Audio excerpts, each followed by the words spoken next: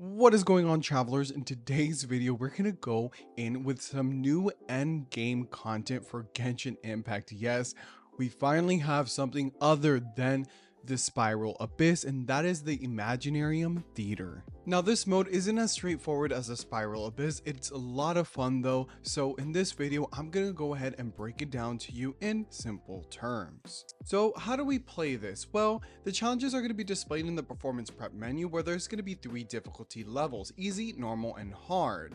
Now, the combat performances, or acts as they're going to be called, are corresponding different levels which have their own specific requirement for characters. So according to hard mode, must select up to 18 characters to participate in the challenge. Characters have to reach level 70, and you can invite one supporting cast character, which we'll talk about later. Similar to the Spiral Abyss, there's going to be requirements and restrictions that change every time with every new season that comes with the theater. One interesting aspect about the theater is it has element requirements, so you're only able to use Animo, Pyro, Electro units for this season. You can't use anything else besides special guests, which I'll touch on later. Now, we do have opening characters. The players are only allowed to use specific opening characters for the principal cast.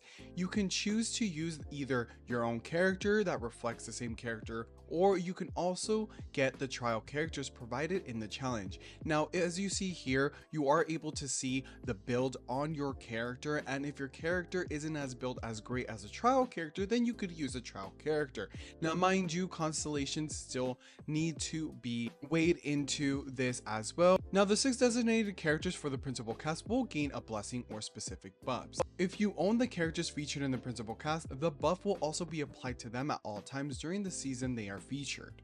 So you have your opening 6 characters that you're going to be using, and every party needs to have 4 characters. You can't have less, and of course you can't have more. So how do we get more character? Now, you are going to have alternative cast characters. You can choose up to 8 characters for this, and it can include 1 supporting cast. Once you start the challenge, however, you get a chance to add characters to your principal cast after each battle, or through a companion event. So what are supporting characters? Well, you're going to be able to designate up to 7 of your own characters as your supporting cast, meaning your friend can borrow those characters and you can also borrow theirs. So getting some characters with some high constellations, really good builds from your friends is going to help you quite a bit. So, special guests. Among the choices for an alternative cast, there's going to be a special guest characters that do not need to meet the challenge requirement. Like, they can be any Dendro characters, maybe even some Cryo characters. But you must own these special guest characters to be able to use them, and they must meet the requirements of the theater level. So what makes it challenging? Why do we have so many characters in and out? Well, there is a little mechanism or quirk, you can call it, in the Imaginarium Theater.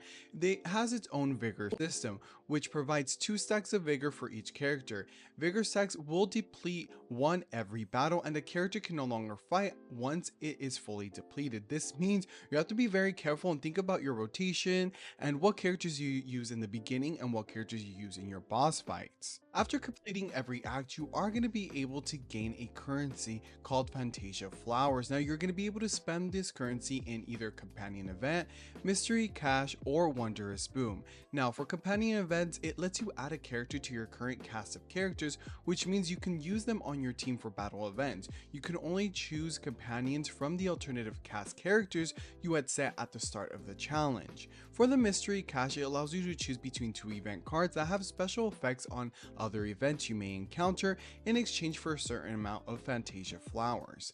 And lastly, for the Wondrous Boom, it lets you choose between a number of randomized boon cards that gives buffs within challenges. This can range from increasing swirl damage or even giving more vigor to a character.